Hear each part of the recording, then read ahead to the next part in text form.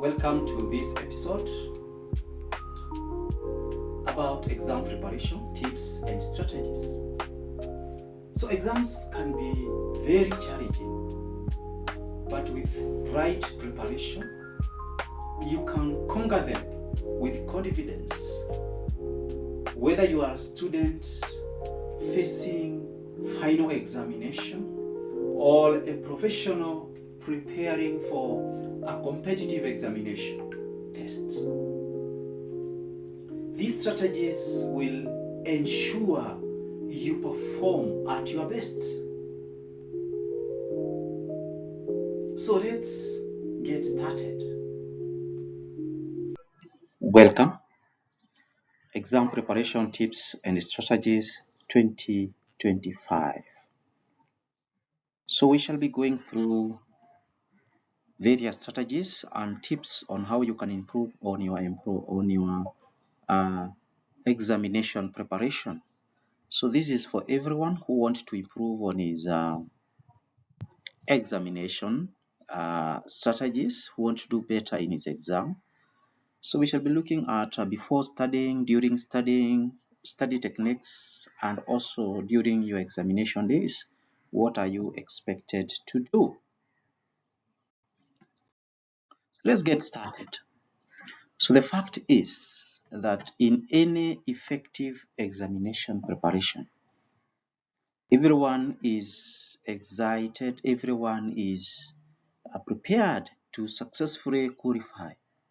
And for you to be able to qualify for examination, whether you are a student facing the final examination, you're facing a professional examination or competitive examination, secondary school student examination, or even international examination, or even a practical examination in the lab, in the workshop.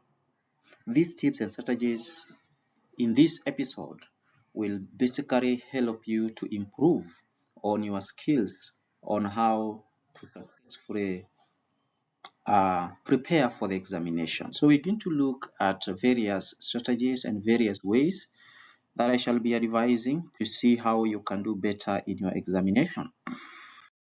And we go off before studying. So before you even sit down and study, there are things you must put together. There are tools that you must put together. There are things that you must put them organized. And one is to make a schedule, organize your space, set realistic goals, and also prioritize important topics.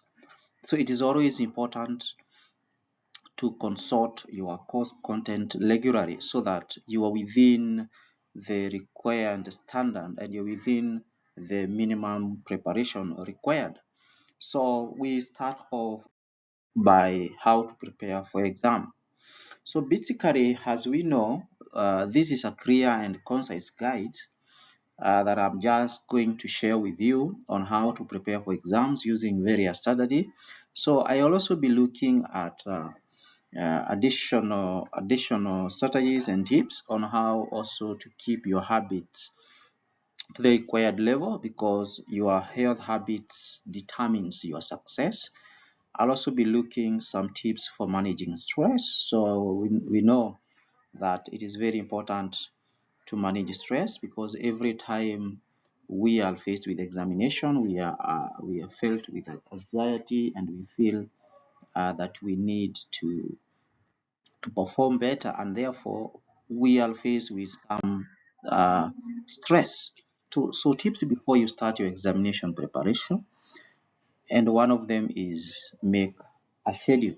So you need to make a schedule, and this is that before you start preparing for your examination, you must create a timetable, you must create a plan, you must create a checklist on what you are going to do with your time. You divide your time correctly for each subject, whether you're doing 10 subjects, 8, 7, 5, or 6, depending on the kind of examination that you are attending. You need to prepare well, and for that preparation to be actualized, you need to make a schedule. And also make sure you plan and work according to your work productive hours. There are those who works very well in the morning, and there are those who works very well in the afternoon or during the night. So make sure that you know the time that you can perform better, and you maximize on that. And you remember to stick to the schedule or to your plan, so that to build discipline and consistency. So there is no good exam preparation without discipline and consistency. Remember, there is no one who is monitoring you. There is no one who is following you back. Even if it is your professor, your teachers, your lecturers, they are just waiting for that day you start the exam. And therefore, it is your responsibility to create a good workable plan to manage what you are supposed to do in each and every time. And point number two is organize your study space. So whether you're doing it at school, whether you're doing it at home, it is always to organize where you'll be doing your study. For example, keep your environment clustered, free, well lighted, and equipped with essential materials. So whatever you need, if you want to create a space at home where you'll be doing your work, or in a school, make sure you are in an environment where it is quiet, it is free from other distractions. So because it plays an important role in your focus, efficiency in examination preparation. So your focus depends on how uh, you are well prepared, and also uh, your efficiency, because the environment really interferes with your ability to grab some concept. So you need to be in an environment where things are going to be quiet environment, where there is enough nutrition, there is enough light, it is quiet, the place is very tidy. So this will help you to boost your concentration. And therefore, the point number three is setting realistic goals. So you need to break down your study goals into smaller and achievable milestones. So we know we have a big goal to pass the exam, but that exam, you will not pass that exam if you don't have some small goals that you are setting down there to ensure that you are going to succeed. So you need to make the task seems easier and offer a sense of accomplishment as you tick off complete your objective. So as you complete your big objective of passing the exam, then you must set an objective of each and every paper. Every preparation, there must be an objective, so that you are able to maximize on times, on space, and everything, so that you can be able to succeed. And on making a schedule, you need to prioritize important topics, so that not all topics are equally important or challenging. So you must find the key areas to pay more attention, so that you can complete them fast. So pay the areas where you feel that you are more competent, you're more prepared, and you can do it very fast, so that you can allocate more time to other maybe challenging or other difficult areas or other difficult topics within which you are covering. So it's very, very important to do that. Even whether you're doing a practical exam or whatever, it is very important to concentrate on areas that you feel are important, and especially within your specialization, you need to allocate more time, because it is very important that the area that you have specialized, you pass well. So this will help you to prevent last minute rush and study, and ensure you have covered the most essential areas within where you are supposed to cover. So that is very important. So that takes us to point number two, that is studying uh, during this time. Now you have planned, you have put a schedule, and now you want to start studying. So as you sit down to study, use these approaches that I'm going to share with you, so that you can be able at least to grab something as you sit to start prepare to start reading. So practice active learning. So active learning is very important when it comes to exam preparation.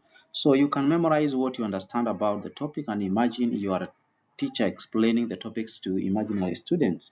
So that will ensure that whatever you are learning is going to stick in your mind. Active, that is what you call the active learning, so that you don't read a book from A to Z, from page 1 up to page 10, and then when you try to recall what you have learned, there is nothing you are understanding. So you can also discuss this concept with your partner, with your group, with your friend. You can try to assist those who are slow learner by explaining the concept to them, and that one will ensure that it is stick in your mind, because you're trying to summarize and it is going to stick in your mind. So active learning is very important in examination preparation. Break information into smaller chunks. That is point number 2 for during the studying. So instead of trying to memorize information altogether, you can break them down into small actions. This strategy makes it easier to learn complex objects. So you can break them into small chunks. You can do maybe one concept after the other. You try to memorize, you try to understand, you try to put it into practice to see whatever you can be able to learn and understand. So breaking information into small chunks is very important, small sections, small parts, so that instead of reading and learning the whole part, if you are learning something like financial accounting and you want to learn the whole from the time you prepare the income statement, you write the title, the sales and everything, up to the time that you get the net profit and or the net income. No, you can first of all try to understand how the title is written, how part 1 is written, how part 2 is written, how part 3 is written, like that. And that strategy can help you to be able to understand complex objects, and this one will prevent information overload, so that you don't have a lot of information that you keep on forgetting. So that's at point number 3. During the studying, you can apply the Pomodoro technique, and this technique is very important when you're studying with full focus for maybe 25 minutes, 30 minutes, and then you can have a few break. You can do it maybe 45 minutes or 30 minutes, and then you can have short continuous cycle of breaking. After 40 minutes you break, after 40 minutes you break, or after 30 minutes you break, after 25 minutes. And this cycle will help you to concentrate and to put you into focus on issues that you are doing. And you can take even a longer break, like 10 minutes or 20 minutes, come back again. So this approach boosts productivity and prevents burnout during examination preparation, so that you don't start feeling that anxiety, that stress, that you're concentrating for 1 hour, 2 hours, and you cannot even remember one point. So this is a very important technique when it comes to examination preparation. You can run for 30 minutes, then take a break of 10 minutes, come back, continue another 30 minutes, take a break of 10 minutes, like that. And that one can help you to boost your morale. On the same point, when you are studying or during the studying, you can use visual aids. You must use visual graphics like mind mapping, diagrams, flow charts to help you visualize concepts. So this one, you try to create diagrams. You can draw diagrams, you can draw some flow charts, just to help to see how the information flows, especially if you're learning about a process. If you're learning about a trade, you can learning about an era from era 1 to era 2. So you can create some visual graphics within your mind, and you're able to visualize and see how this flows, especially if you're learning a process. So this one will simplify complex information and improve your understanding of the subject. So it's very much important that you can try to create visual aids within your mind, or you can draw, you can try to memorize, you can have a flow chart, and that one will help you. Now, let's pause for a moment. Have you been using these strategies? If not, start today. We are about to go deeper into even more powerful examination hacks. So stay with me until the end, and we see how you can do your best with good mindset and good preparation. So I'm giving you tips and strategies how you can work it through. Stay with me. Take us to the last the point number 3, that is study techniques. So when you are studying, what we were discussing. Now, what techniques can you use to help you to remember the stuff better? So I'm going to discuss some few techniques that can help us to be able to understand more better and retain a lot of information. One is active recall. It is a ways of learning where you try to remember things from your memory instead of just reading them again. So you can create that time. You can try to recall from your mind what you have learned, and that this one will be testing you whether you can be able to grasp this the information that you have learned instead of reading again. You read the whole day the same thing. Yeah, so to do this, once you memorize a piece of information, close your resources and try to recall what you have remembered, and it will help you remember things for a longer period of time. So this one will help that information to stick in your mind when you try to recall, instead of you forget, you read again, you forget, you read again. So it's very important, as we have said, when you have broken your information into small parts and you run process part after part, it becomes very easy for you to run or to use active recall. The other one is self-testing. Regularly practice is quiz to test yourself. So you can get past papers, you can do some practical exercises, and this will help you to remember which part you should study more. So you can do your self-testing by getting a quiz, and you try to do it, get a past paper questions, practice, and see how you can do more better. The other one is using mnemonic devices. So these are like acronyms and rhythms, and we are not; these are not new to us. We have something that is so very common, like body mass. So we can use such a techniques to be able to craft such acronyms that can help us to remember a lot of information, which maybe it's not easy to remember.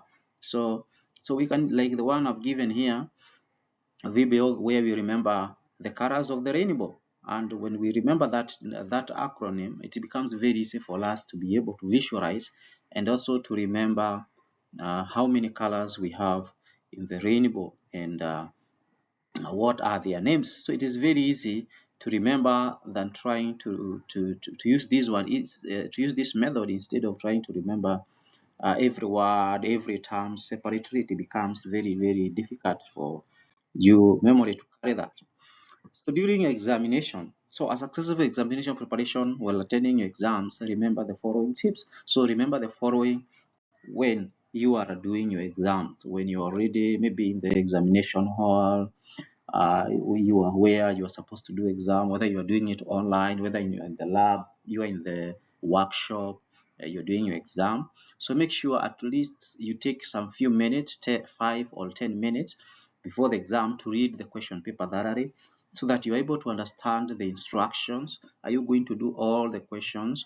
So that this will help you to understand how you can structure the paper and allocate time for each question appropriately. So when you go through all the question, you're able now to know which question I should start with, which is more easy for me to start with, like that. This is very important. I saw students don't even read the instructions. They don't even take time to go through the paper. They just go direct to answering the question, and you end up creating even your own question and answering them, or you end up answering question in the wrong way, or answering the question that you are not supposed to answer.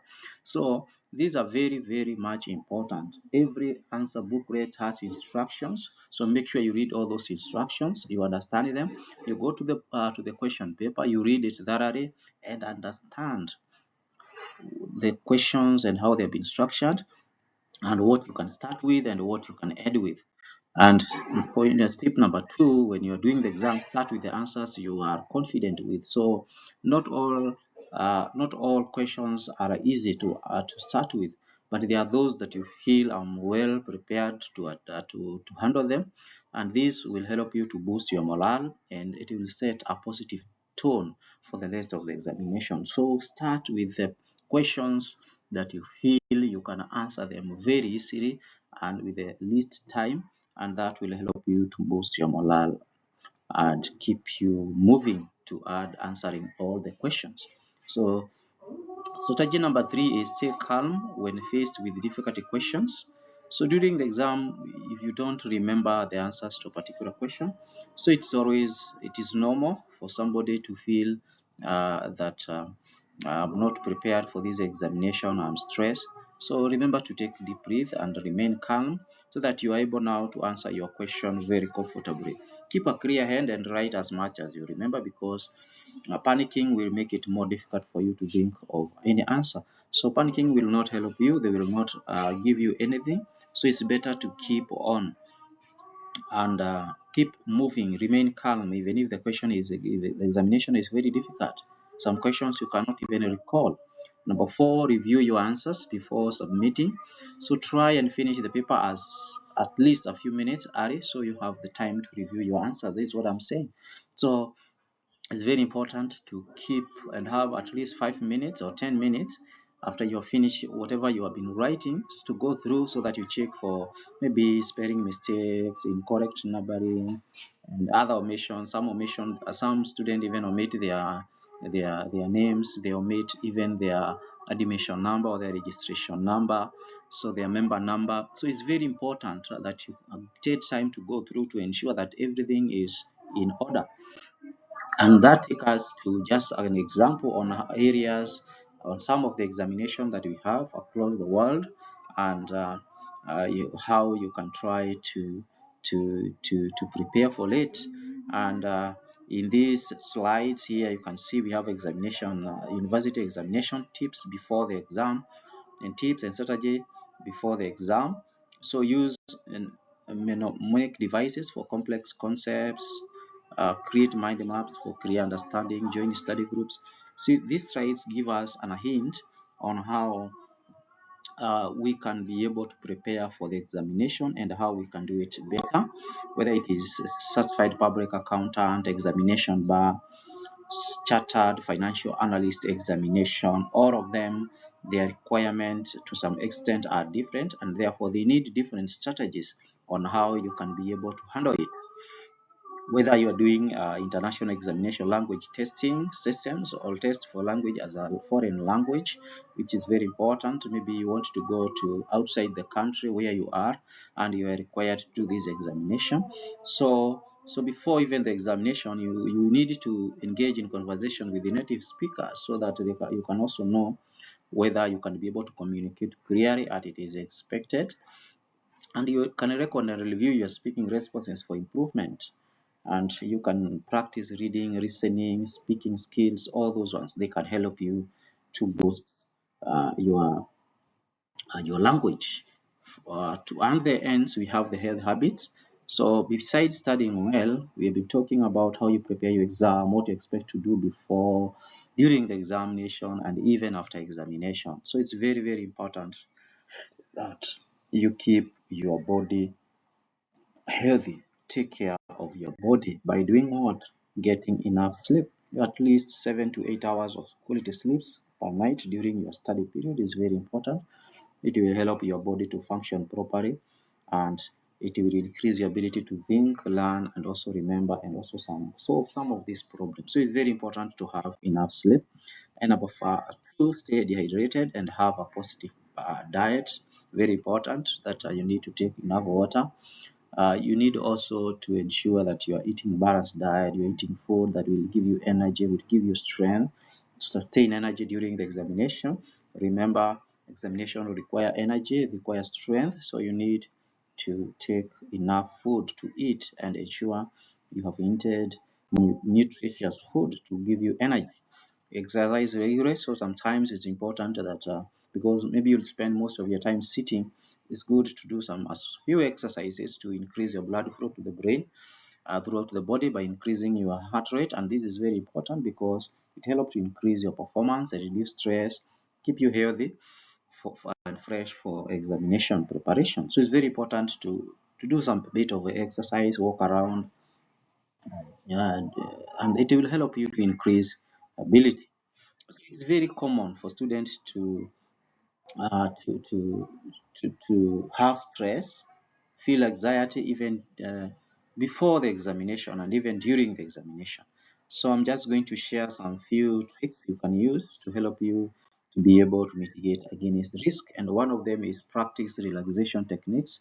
So stress can interfere with your ability to understand and remember important issues. So it's very important to have an habit on how you can practice relaxation, deep breathing, meditation, mindfulness, reduce anxiety, and improve your concentration. So practice relaxation techniques is very, very important because it will help you to remember some of the information. So stress is very bad and it can really interfere with your performance. Take breaks. So just as we have been going through, it's very important if a student study for extended period of time uh, to take a break because this will help to reduce the burnout. So regularly take some breaks during the sessions, like short walks, stretching, simply stepping away from your desk can increase your focus instead of staying the whole day for 2 hours in a desk and you end up feeling stressed. So important to take some breaks. So finally, examination preparation does not include only studying, it also involves some very effective strategies, health habits, stress management, and other things that you're expected to do to take care of yourself, take care of the environment, to be able to boost your morale so that you are able now to do better. So using these tips will help you to achieve better results and improve your morale. So it's very important to follow the guidelines. You stay focused and take care of yourself through the process. So throughout the process, before, during, and after, it's important that you follow the guidelines that are set by your institutions. Take care of yourself during the process so that you don't burn out. Finally, remember, examination are just part of your journey. Preparation is key. So, maintain a good hygiene balance. Use these strategies, believe in yourself, and give it the best of your shot. Don't forget to like, share, and subscribe for more tips. So see you in the next video.